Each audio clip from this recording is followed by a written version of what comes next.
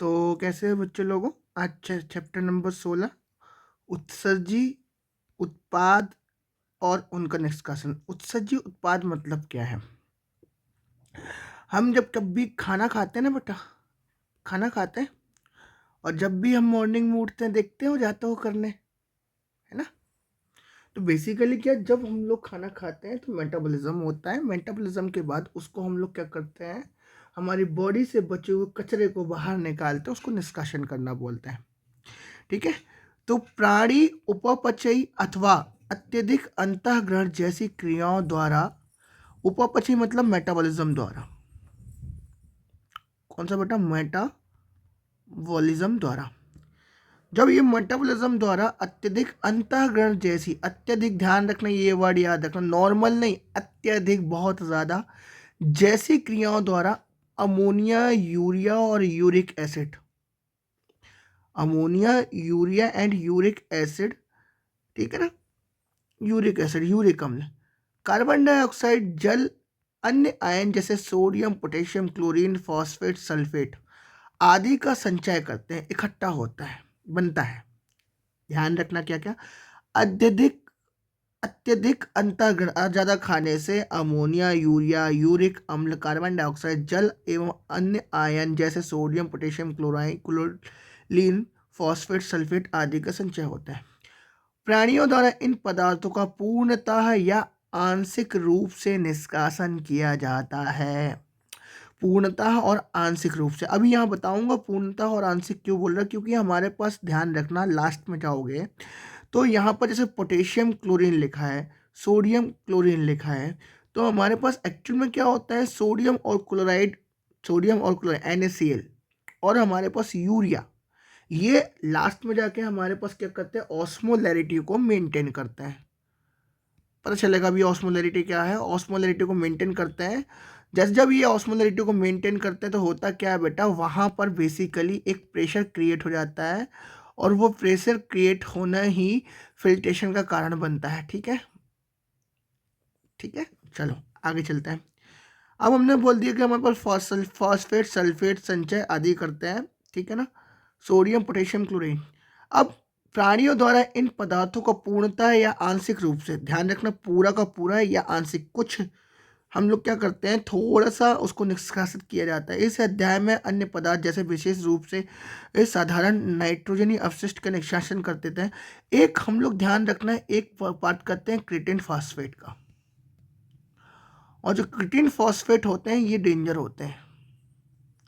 अगर ये creatine phosphate जब तुम्हारे यूरिन से निकलना चालू हो जाए तो ये समझ लो किडनी माल फंक्शनिंग हो गया है। किडनी माल फंक्शनिंग का मतलब ये है किडनी का खराब होना हो चुका है। ठीक है। प्राणियों द्वारा उत्सर्जित होने वाले नाइट्रोजन अपशिष्टों में मुख्य रूप से अमोनिया, यूरिया, यूरिक एसिड होते हैं। इनमें अमोनिया सर्वाधिक आविस टॉक्सिक, आविस मतलब टॉक्सिक, और इसके निष्कासन के लिए अत्यधिक जल की आवश्यकता होती है। यूरिक अम्ल कम आविश होता है, जल की कम आदम होती है, निष्कासित किया जाता है। अब यहाँ पर ध्यान रखना, तुम्हारी बॉडी में अगर मैं बात करूँ सबसे ज़्यादा जो टॉक्सिक होगा वो अमोनिया होता है।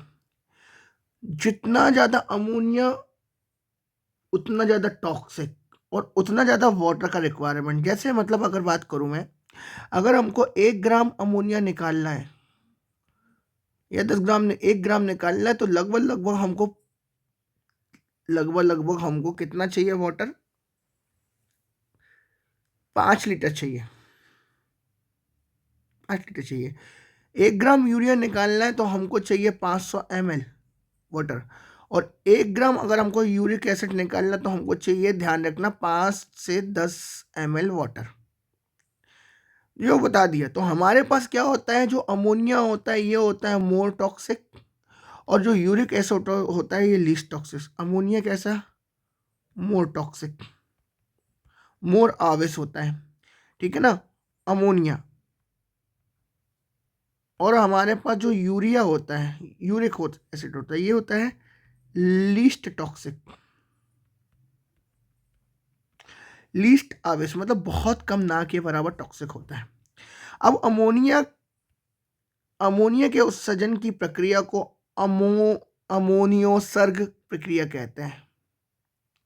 ऐसे ही हमारे पास अगर मैं चाहूँ तो हमारे पास अमोनिया उत्सर्जी अमोनोटैलिक कहलाएंगे, यूरिया उत्सर्जी यूरियोटैलिक कहलाएंगे, और अगर यूरिक एसिड है तो यूरिकोटैलिक कहलाएंगे। क्या क्या? पहला हमारे पास अमोनो है तो अमोनोटैलिक, यूरिया है तो यूरियोटैलिक, और अगर यूरिक एसिड है तो यूरिकोटैलिक। 3। ठीक है। अब अमोनिया के उत्सर्जन की प्रक्रिया को अमोनोत्सर्ग प्रक्रिया कहते हैं। अनेक अस्थिल मछलियां, मतलब कौन सी? अस्थिल मतलब कौन सी होती हैं? अस्थिल मतलब बोनी फिश, उभयचर और जलीय कोटि के अमोनिया उत्सर्जी करते हैं। अमोनिया सरलता से घुलनशील होता है, आसानी से घुल जाता है, रेडिली सॉल्युबल होता है, इसलिए आसानी से अमोनिया के आयनों के रूप में शरीर की सतह पर मछलियां के क्लोम की सतह से विसरण द्वारा उत्सर्जित किया जाता है। मछलियां क्लोम द्वारा उत्सर्जित करती हैं। एक चीज यह याद रखना, सरलता से घुलनशील होता है, अस्थिल, उभयचर और जलीय कीट। एक एग्जाम्पल, 2 एग्जाम्पल, 3 एग्जाम्पल। अस्थिल मछलियां, उभयचर और जलीय। अस्थिल मछलियां, उभयचर और जलीय। अस्थिल मछलियां, उभयचर और जलीय। सरलता घुलनशील, इसलिए आसानी से अमोनिया आयनों के रूप में शरीर की सतह पर सरल। और इसके बाद हमारे पास ध्यान रखना, जो मछलियां होती हैं वो क्लोम से। उत्सर्जन की वृक्क की कोई अहम भूमिका नहीं होती है। यहाँ पर किडनी का कोई विशेष रूप होता नहीं, विशेष कोई काम करता नहीं है। ठीक है ना। इसको अमोनिया उत्सर्जी या अमोनोटैलिक कहते हैं। स्थलीय आवास में अनुकूल हेतु जल की हानि से बचने के लिए प्राणी कम आवेश नाइट्रोजन अवशिष्टों जैसे यूरिया और यूरिक एसिड का इस्तेमाल करते हैं। मैंने बताया तुमको। अमोनिया ध्यान रखना हमारे पास 5 लीटर लेता है, तो यूरिया हमारे पास 500 ml, तो यूरिक एसिड हमारे पास 5 से 10 ml लेता है 1 ग्राम को रिमूव करने के लिए। तो याद रखना हमारे पास जो स्तनधारी होते हैं, कई स्थलीय उभयचर और समुद्री मछलियां, मैराइन फिश, और मैराइन फिश तुम्हारे पास कौन सी होती है? कार्टिलेजिनस फिश होती है। ठीक है ना। तो हमारे पास स्तनधारी, कई उभयचर और कार्टिलेजिनस फिश, तो हमारे पास मस्ट उभयचर मतलब बेसिकली क्या? समुद्री मछलियां यूरिया का उत्सर्जन करते हैं, तो यूरिया उत्सर्जन यूरियोटैलिक कहलाते हैं। इन प्राणियों में उपापचयी क्रिया द्वारा अमोनिया को यकृत द्वारा यूरिया में परिवर्तित कर रक्त में मुक्त कर दिया जाता है, जिसे वृक्कों द्वारा निस्यंदन के पश्चात, मतलब तुम्हारे पास यहाँ पर फिल्ट्रेशन के पश्चात उत्सर्जित कर दिया जाता है। कुछ प्राणियों के वृक्कों की अधात्री मैट्रिक्स में अपेक्षित परासरण को बनाए रखने के लिए यूरिया को कुछ मात्रा में रखा जाता है। मैंने तुमको बताया था, परासरण मतलब ऑस्मोलैरिटी। ठीक है। अब हमारे पास सरीसृप हो गया, पक्षी हो गया, और स्थलीय घोंघों। कीटों में ऊपर हमारे पास, ज्यादा ध्यान से सुनना, ऊपर हमारे पास था पानी वाला कीट, यहाँ पर जमीन में वाले में कीट नाइट्रोजन ऑक्साइड जैसे यूरिक अम्ल का स्रावित करते हैं। तुमने देखा होगा बेटा, जो बर्ड होते हैं वो किसी प्लांट के नीचे जब बैठे होते हैं, नीचे देखना जाके पेस्ट जो रहता है, पेस्ट रहता है। ठीक है ना। पेस्ट जो रहता है, तो वो पेस्ट बिल्कुल एकदम वाइट होता है, वो यूरिक एसिड होता है। हमारे पास कुछ होते हैं ग्वानोटैलिक ऑर्गेनिज्म। ग्वानोटैलिक की बात करते हो तो ग्वानीन का जो नाइट्रोजन बेस का क्या करते हैं? उत्सर्जन करते हैं। उत्सर्जन करते हैं किसका बेटा? नाइट्रोजन बेस का। अब उत्सर्जन जल की कम मात्रा के साथ गोलिकाओं या पेस्ट के रूप में होता है, और ये क्या यूरिक अम्ल उत्सर्जी यूरिकोटैलिक कहलाते हैं। प्राणी जगत में कई प्रकार के उत्सर्जी अंग पाए जाते हैं। अधिकांश अकशेरुकों में सरल संरचना, सरल नलिकाकार मतलब ट्यूब वाली। ध्यान रखना किसमें? अकशेरुकों में। जबकि कशेरुकों में जटिल नलिकाकार अंग होता है, जिन्हें वृक्क कहते हैं। इन संरचनाओं के रूप नीचे दिए गए हैं। अब ध्यान रखना, मैं बता रहा था तुमको नाइट्रोजन बेस वाला। तो नाइट्रोजन बेस तुम्हारे पास क्या होते हैं? डायरेक्टली ग्वानीन का एक्सक्रीट करते हैं। तुम्हारे पास एक एग्जाम्पल है स्पाइडर, और एक और एग्जाम्पल आएगा स्कॉर्पियन, बिच्छू। तो एक बार मकड़ी याद रख लेना और एक बार बिच्छू याद रख लेना, ठीक है। अब हम यहाँ पर हमारे पास क्या था, नलिकाकार। अब हमारे पास आदि वृक्क, अगर प्रोटोनेफ्रिडिया की बात करो तो हमारे पास ध्यान रखना प्रोटोनेफ्रिडिया जो मिलेगा सबसे पहले हमारे पास किस में मिलेगा, प्रोटोनेफ्रिडिया और ज्वाला कोशिकाएं जो हमको मिलती है वो प्लेटीहेल्मिन्थेस में मिलती हैं। अगर उससे और ऊपर जाओ तो हमारे पास प्रोटोजोआ होता है। अगर प्रोटोजोआ की बात करोगे तो प्रोटोजोआ में हमारे पास क्या होता है, वाटर कैनाल सिस्टम होता है।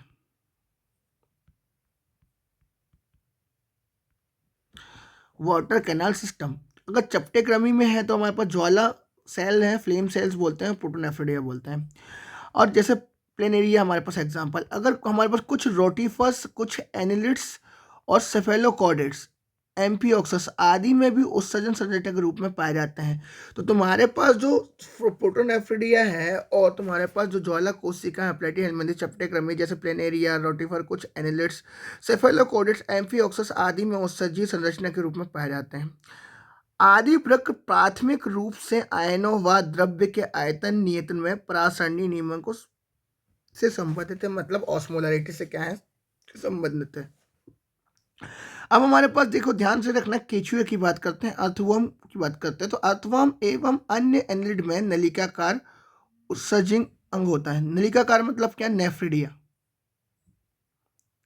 नेफ्रिडिया अंग वृक्क पाए जाते हैं। वृक्क नाइट्रोजन अपशिष्ट को उत्सर्जित करते हैं तथा द्रव्य आयनों का संतुलन बनाए रखने में सहायता करते हैं। तिलचट्टा मतलब कॉकरोच सहित अधिकांश कीटों में उत्सर्जनीय अंग के रूप में मेलपीगियन या मेलपीगी नलिकाएं पाई जाती हैं। मेलपीगी नलिकाएं पाई जाती हैं नाइट्रोजन अपशिष्टों के रूप में के उत्सर्जन और परासरण नियमन को मदद करती हैं, जो क्या करती हैं, बेसिकली अंदर और बाहर की तरफ तुम्हारे पास आयंस को मेंटेन करने का काम करती हैं। अब मैं बात करूंगा झींगा। झींगा और प्रॉन की बात करोगे तो झींगा, प्रॉन जैसे क्रस्टेशियंस प्राणियों में श्रृंगिक ग्रंथियां मतलब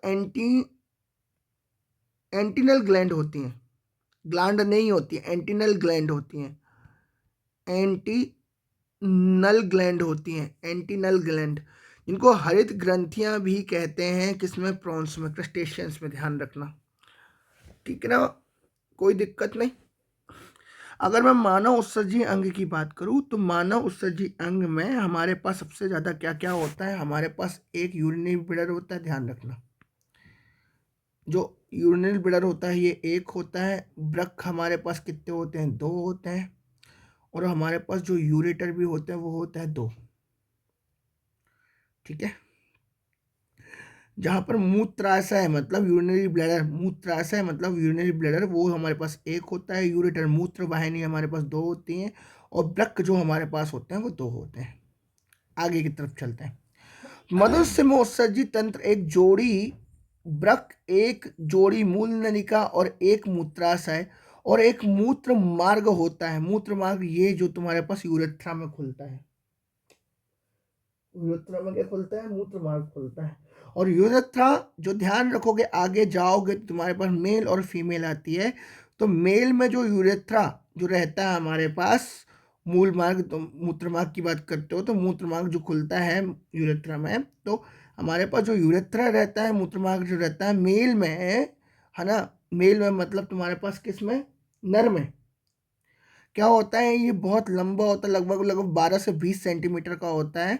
और अगर ऐसे में फीमेल की बात करूँ तो फीमेल में 4 सेंटीमीटर का होता है, ठीक है।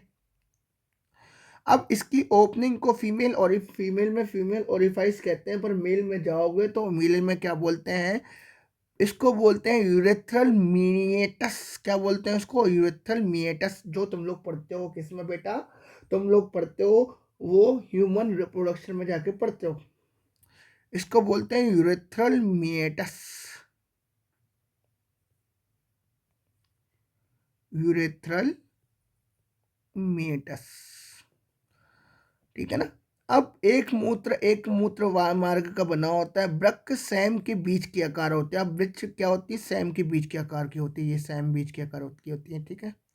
वृक्क किसके आकार की होती है? सैम के बीज के आकार की होती है। सैम का सीड जो होता है उसके जैसे सेब होती है। कोई दिक्कत? अब ध्यान रखना, अगर मैं बात करूं यहाँ पर तो तुम लोग एक चीज जरा देख सकते हो। क्या देखोगे बेटा? कि हमारे पास जो रहेगा, वृक्क के गहरे भूरे लाल रंग के होते हैं, डार्क ब्राउन कलर और रेडिश कलर में होते हैं। ये अंतिम बख्शी मतलब लास्ट की, ठीक है। और तीसरी कटी कशेरुके के समीप होते हैं, ठीक है। तो मतलब लास्ट में T12 आता है और L3 के बीच में होते हैं, नंबर 3 थोरेसिक 12 और L3 के बीच में तुम्हारे पास क्या मिलते हैं? किडनी मिलती है। अब तुम्हारी जो किडनी जो होती है, लेफ्ट वाली ऊपर की तरफ, राइट वाली नीचे की तरफ तुमको दिख रही है। ये वाला राइट वाला हिस्सा, ये वाला लेफ्ट वाला हिस्सा था। ये अंतिम बख्शी तीसरी कड़ी बख्शी समय में होते हैं। ध्यान रखना, उदर गुहा में आंतरिक पृष्ठ पर स्थित होते हैं। उदर गुहा में नीचे वाली गुहा पे होते हैं। बायक्स मनुष्य में प्रत्येक वृक्की की लंबाई 10 से 12 सेंटीमीटर। लंबाई कितनी होती है? 10 से 12 सेंटीमीटर। इसकी जो चौड़ाई होगी वो कितनी होगी तुम्हारे पास? 5 से 7 सेंटीमीटर। और इसकी जो मोटाई होती है, अगर मैं थिकनेस की बात करूं तो वो 2 से 3 सेंटीमीटर की होती है। लंबाई कितना? 10 से 12, 10 से 12। चौड़ाई कितनी? 5 से 7। और थिकनेस कितनी? 2 से 3। Is it clear? और अगर वेट की बात करोगे तो वेट तुम्हारे पास जो होता है 120 से 170 ग्राम होता है। Is it clear? कोई दिक्कत नहीं। हम फिर से बोलो, लंबाई कितनी है हमारे पास? लंबाई कितनी? जल्दी बोलो। 10 से 12। चौड़ाई कितनी? जल्दी बोलो। 5 से 7। और अगर थिकनेस की बात करो तो मोटाई कितनी है हमारे पास? 2 से 3। वेट की बात करो तो 120 से 170 ग्राम। वृक्क के केंद्रीय भाग को भीतरी अवतल कॉनकेव सतह के मध्य में एक खांच होती है। मतलब वो ये वाली जगह बोलना चाह रहा है, that is called cave, concave. यहाँ पर क्या होता है? एक गड्ढा हो रहा है, ये वाला गड्ढा। इस वाले गड्ढे को हम लोग हाइलम बोलते हैं, दैट इज कॉल्ड हाइलम कहते हैं। यहाँ लिखा है क्या? हाइलम नहीं लिखा होगा, मैं लिख देता हूँ, ठीक है। तो ये तुम्हारे के पास क्या होती है? जहाँ पर ये खुल रहा है इसको हम लोग बोलते हैं हाइलम। अब ये हाइलम है, और हाइलम जिस जगह पर प्रेजेंट रहता है इसको हम लोग बोलते हैं कॉनकेव। क्या बोलते हैं? कॉन केव कहते हैं। क्या बोलते हैं बेटा? कॉनकेव बोलते हैं। वृक्क के केंद्रीय भाग की भीतरी अवतल कॉनकेव सतह के मध्य में एक खांच होती है जिसे हाइलम कहते हैं। इससे होकर अब ये यूरेटर, ध्यान रखना, ये यूरेटर यहीं से बाहर की तरफ निकलता है। ये जो यूरेटर, मूत्रवाहिका, मूत्र नलिका, या फिर तुम्हारे पास ध्यान रखना, ये जाने वाली आर्टरी हो गई, ये जाने वाली तुम्हारे पास वेन हो गई। आर्टरी और वेन पश्च महाशिरा, और ये तुम्हारे पास कौन सी है बेटा? वृक्क धमनी। तो तुम्हारे पास अगर मैं बात करूं तो यहां पर वृक्क सरा भी यहीं से जा रही, वृक्क धमनी भी यहीं से जा रही है, रीनल आर्टरी और रीनल वेन, ठीक है। और तंत्रिका प्रपेश नर्व भी यहीं से एंटर करती है, यहां से एंटर करती है। हाइलम के भीतरी और कीप के आकार का रचना होती है, कीप के आकार की रचना होती है। मतलब यहां पर ध्यान रखना, फनल के शेप की, फनल के शेप की, ये वाला शेप। किस शेप में बेटा? ये वाले शेप में, फनल के शेप में स्ट्रक्चर होता है। इस फनल वाले स्ट्रक्चर को वृक्की इस संरचना जिसे वृक्की श्रोणि या पेल्विस कहते हैं। ये जो स्ट्रक्चर है, इस स्ट्रक्चर को हम लोग क्या बोलते हैं? पेल्विस बोलते हैं। या फिर इसको बोलते हैं क्या बेटा? क्या बोलते हैं इसको? श्रोणि या पेल्विस, वृक्कीय श्रोणि बोलते हैं, वृक्कीय श्रोणि कहते हैं। अब तथा इससे निकलने वाले प्रक्षेपों, प्रोजेक्शन को चषक, चषक मतलब कैल्शियम, कैलेक्स, चषक मतलब होता है कैलेक्स, कैलेक्स कहते हैं। मतलब ये कि जो ये तुम लोग देखोगे कि हमारे पास ये जो दिख रहा है, ये वाला हिस्सा, ये वाला जो हिस्सा, ये वाला जो, ये वाला जो, ये वाला जो, तो ये तुम्हारे पास अंदर की तरफ निकले हुए हैं। और ये जब अंदर की तरफ निकले होते हैं तो उसको तुम्हारी बुक में क्या बोला, चषक बोला गया है। ध्यान रखना, एक्चुअल में कैलिक्स बोलते हैं। अब ये कैलिक्स जो होते हैं, जब यहाँ ध्यान रखना, जब ये यहाँ खुल रहे हैं ना, तो ये यहाँ जहाँ ओपन हो रहे हैं इसको बोलते हैं, ध्यान से सुनना, इसको बोलते हैं माइनर कैलिक्स। क्या बोलते हैं, माइनर कैलिक्स बोलते हैं। और जब ये माइनर कैलिक्स जहां पर ये आगे की तरफ खुलेंगे उसको बोल देंगे हम लोग मेजर कैलिक्स। तो हमारे पास छोटा चषक और हमारे पास बड़ा चषक। आपको पता है ये जो है ये एंगल, इसको हम लोग क्या बोलते हैं, इसको बोलते हैं पैपिले।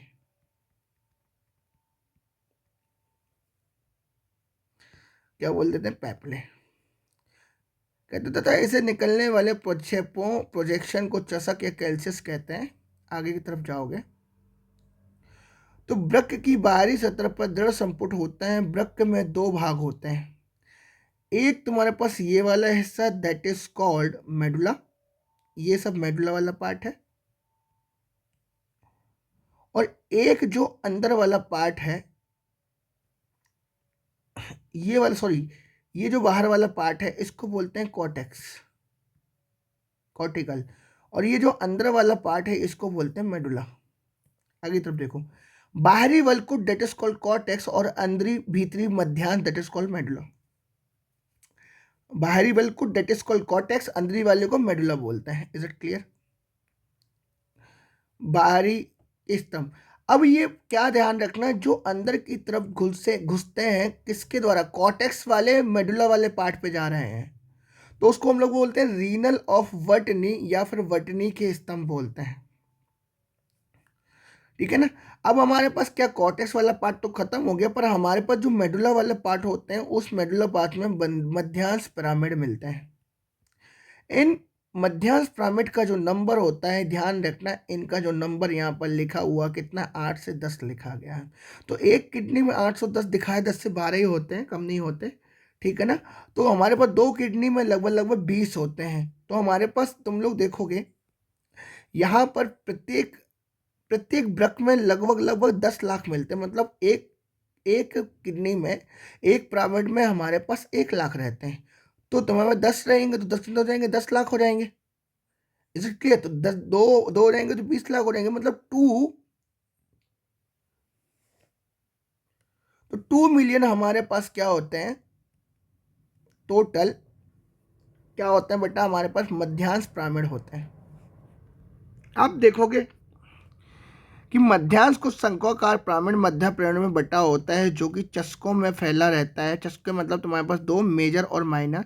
बल्कुल मध्यांश पिरामिड पिंडों के बीच स्तर फैलाकर वृक्क स्तंभ बनाते हैं, जिन्हें वर्तनी स्तंभ या कॉलम ऑफ वर्तनी भी कहते हैं। प्रत्येक वृक्क में लगभग लगभग 10 लाख जटिल नलिकाकार संरचनाएं होती हैं। वृक्काणु होते हैं जिनको नेफ्रॉन कहते हैं। ये जो दिख रहा है, ये लंबा लंबा लंबा क्रियात्मक इकाई होती हैं और इनको क्रियात्मक इकाई बोलते हैं। तो प्रत्येक वृक्काणु के दो भाग होते हैं, एक गुच्छ ग्लोमेरुलस होता है और एक तुम्हारे पास नलिका, वृक्क नलिका होती है। मतलब ये कि ये तुम्हारे पास क्या होगा, ग्लोमेरुलस बन रहा है, ये ग्लोमेरुलस बन रहा है, और इससे बनने वाली ये तुम्हारे पास जो नेटवर्क नलिका आ रही है, ये पूरी की पूरी नलिका होती है। तो बेसिकली अगर मैं बात करूं तो हमारे पास जो क्या होते हैं, वृक्काणु होते हैं। वृक्काणु डिवाइडेड 2 पार्ट्स में होते हैं। एक तुम्हारे पास कौन सा, तो ग्लोमेरुलस होता है, दूसरा तुम्हारे पास क्या होता है, नलिकाएं होती हैं। अगर मैं बात करूं तुमको आगे की तरफ कि बेटा हमारे पास होता क्या है, कि इस वृक्का, ये तुम्हारे पास जो ग्लोमेरुलस जो बन रहा है बेसिकली, वो बनता कैसे है, तो हमारे पास क्या होता है, कप शेप स्ट्रक्चर जो कि डबल मेम्ब्रेन होता है, इसको बोलते हैं वोमन संपुट या फिर इसको बोलते हैं वोमन कैप्सूल। डबल मेम्ब्रेन बोल रहा हूँ, ध्यान रखना, इनर और आउटर। जैसे हमारे पास लंग्स में थी इनर और आउटर, वैसे भी इसमें इनर और आउटर लेयर होती है। ये हमारे पास यूरिन स्पेस होता है, जो क्या कहते हैं, इससे फिल्टर होने वाली चीज यहाँ आती है सारी के सारी। अब यहाँ ध्यान रखना, ये जो इकट्ठा गुच्छा तुमको मिल रहा है इसको बोलते हैं ग्लोमेरुलस। अब जो लेके आ रही हैं ये अभिवाही होती हैं, और जो लेके जाएंगी ये अपवाही होती हैं। एक होता है एफरेंट, जो लेके आया, जो दूर लेके गया, वो होता है इफरेंट। जो आया वो एफरेंट, जो गया वो इफरेंट। अभिवाही और अपवाही, अपवाही दूर जाने वाला, अभिवाही पास आने वाला। Is it clear? अब जब ये नेटवर्क बनाती है वोमन सपोर्ट के अंदर, उसको बोलते हैं ग्लोमेरुलस और या कोशिका गुच्छ। और कोशिका गुच्छ और बोमन संपुट ये दोनों मिलके क्या करते हैं, एक स्ट्रक्चर बनाते हैं जिनको बोलते हैं मालपीजियन बॉडी। आगे चल देखते लिखा क्या क्या पढ़ तो लेते हैं अपन। चलो सर चलते हैं। गुच्छा वृक्क की धमनी की शाखा, धमनी की शाखा होती, ध्यान रखना, आर्टरी की वेन की नहीं होती, धमनी की शाखा। एफरेंट आर्ट्रियोल होता है, ऐसे बनी कोशिकाएं कैपिलरी का गुच्छ बनाती हैं। ग्लोमेरुलस के रक्त अपवाही धमनी का एफरेंट लेकर जाती है। वृक्क नलिका दोहरी झिल्ली युक्त प्यालेनुमा संपुट के प्रारंभ होती है। भीतरी गुच्छ होता है और गुच्छ और वोमन संपुट मिलकर मैलपीजियन काय अथवा वृक्क कणिका या कार्पसल बनाते हैं। ध्यान रखना, ये नीट में क्वेश्चन कई बार आया हुआ है कि हमारे पास मालपीजियन बॉडी किससे बनती है, तो मालपीजियन काय एंड वृक्क कणिका कार्पस जो मिलके बनती है वो किससे बनती है बेटा, प्यालेनुमा और वृक्क नलिका की दोहरी झिल्ली प्यालेनुमा और बोमन सपुट प्रारंभ में होता है जो गुच्छ के साथ, ग्लोमेरुलस के साथ। बोमन सपुट के अति कुंडलित समीपस्थ संबित पार्ट को पीसीटी बोलते हैं, समीपस्थ संबलित नलिका। हमारे पास ये वोमस कैप्सूल हो गया। ये हमारे पास एफरेंट है जो चौड़ा दिख रहा है, ये ब्रॉड दिख रहा है, ध्यान रखना पूछता है, ब्रॉड और चौड़ा होता है, ये सकरा होता है। और इसके अंदर जाओगे तो ये नेटवर्क होता है। क्या होता है, नेटवर्क। तो हमारे पास क्या होती है, डुअल नलिकाएं होती, क्या होती है, नलिकाएं होती हैं, एक बाहर की तरफ और एक अंदर की तरफ, और ये पूरा का पूरा नेटवर्क होता है। Is it clear? अब जो नेटवर्क है, ये नेटवर्क क्या करता है, इस नेटवर्क को हमको बोलते हैं ग्लोमेरुलस बोलते हैं, जबकि इनर और आउटर लेयर हमारे पास इसमें भी रहती है, अंदर वाली। और इसका जो फिल्ट्रेशन होता है इस स्पेस में आता है, और जो पास में खुलता है उसको पीसीटी बोलते हैं, और जो दूर में खुलता है उसको दूरस्थ बोलते हैं।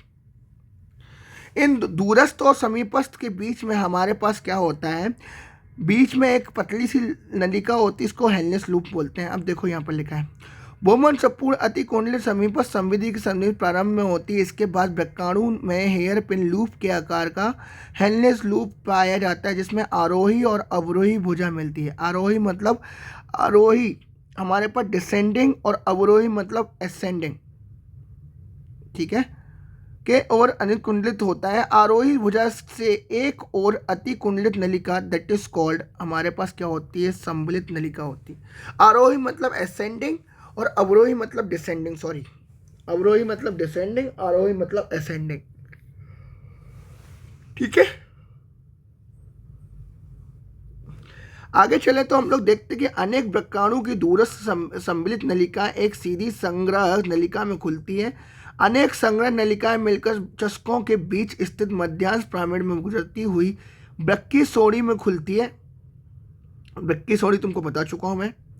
वृक्काणु की वृक्की कणिका, समीपस्थ सम्मिलित नलिका, दूरस्थ सम्मिलित नलिका आदि वृक्क के बलकुट भाग में, जबकि हेलनेस लूप हमारे पास मध्य में होता है। कौन कौन बेटा हमारे पास कौन कौन रहता है, बलकुट भाग में कॉर्टेक्स में क्या क्या मिलता है तुमको, तो वृक्काणु के ध्यान रखना, कणिका मतलब मालपीजियन बॉडी, समीपस्थ पीसीटी, दूरस्थ डीसीटी, और हमारे पास ये बलकुट में रहते हैं। जबकि हेलनेस लूप हमारे पास कहाँ रहता है, वो रहता है मध्यांश में।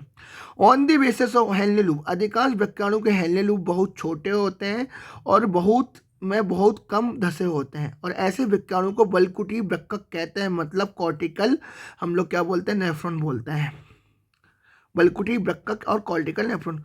कुछ वृक्काणु के हेलनेस लूप अंदर की तरफ धसे होते हैं, जिनके मध्यांश काफी गहराई तक धसे होते हैं। इन्हें सानिध्य और मध्यांश वृक्काणु, सानिध्य मध्यांश वृक्काणु, जक्स्ट्रा मेडुलरी नेफ्रॉन कहते हैं। मतलब हमारे पास ये नेफ्रॉन है, एक नेफ्रॉन में हमने बोला कि हमारे पास जो क्या था, पीसीटी था, वोमस कैप्सूल था, पीसीटी था, ऊपर था, पर हमारे पास हेलने लूप बस ऊपर इतना गया है। और दूसरे वाले नेफ्रॉन में हमने बोला कि हमारे पास जो था पीसीटी इतना था, पर हमारे पास पीसीटी ये था और हमारे पास जो नेफ्रॉन के अंदर जो हेलियस लूप गया है वो इतना गया है। तो ये है तुम्हारे पास और ये तुम्हारे पास, एक ये कॉर्टेक्स वाला है और एक तुम्हारे पास जस्ट्रा वाला है। ठीक है। गुच्छ से निकलने वाली अपवाही धमनियां वृक्की नलिका के चारों ओर, अपवाही जो एफरेंट गई हुई है, इफरेंट गई हुई है, और सूक्ष्म कणिकाओं की जाल बनाती है जिसे परिनालिका कोशिका जाल कहते हैं, पेरिट्यूबुलर नलिका बोलते हैं। इधर देखो ये वाला, ये जो बोल रही, इसको बोल रही है ये पेरिट्यूबुलर बोल रही है, इसको क्या बोल रही है? Peritubular, peritubular. ठीक है,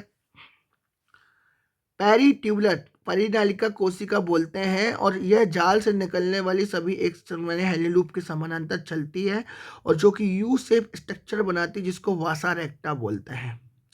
बलकुटी वृक्काणु में वासा रेक्टा या तो अनुपस्थित या अत्यधिक हास्रित होता है। ठीक है ना,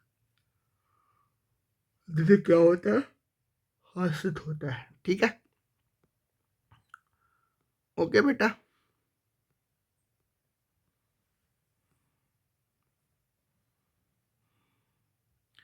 बाकी हम लोग बेटा